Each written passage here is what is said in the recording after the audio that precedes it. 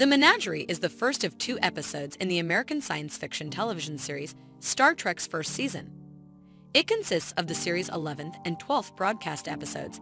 It is the only story in the original series that is split into 2 parts.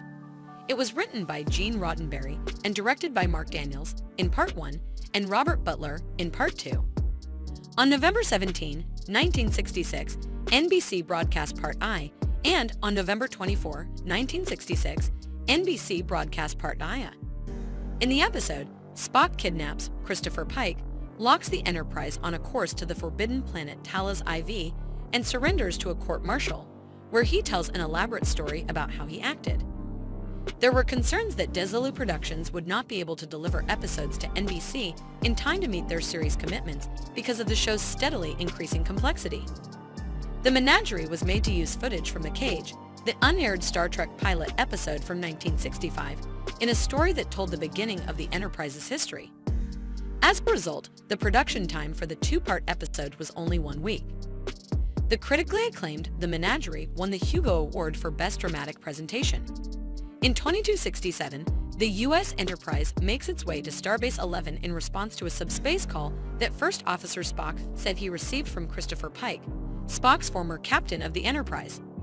Spock and Captain Kirk meet Commodore Mendez, the Starbase commander.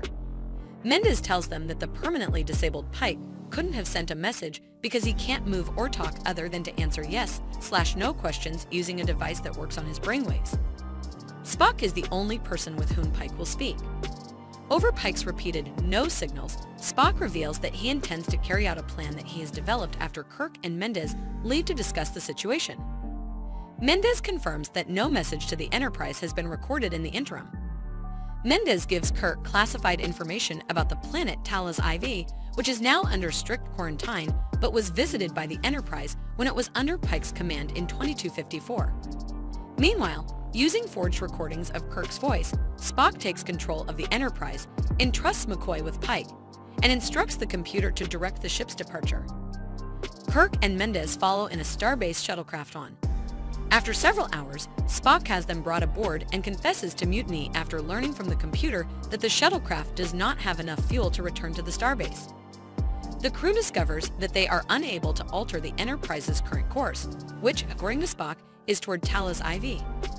Mendez holds a hearing where Spock asks for an immediate court-martial with 3 command officers. Spock points out that Pike is still listed as being in active duty, despite Kirk's objections that only he and Mendez are available.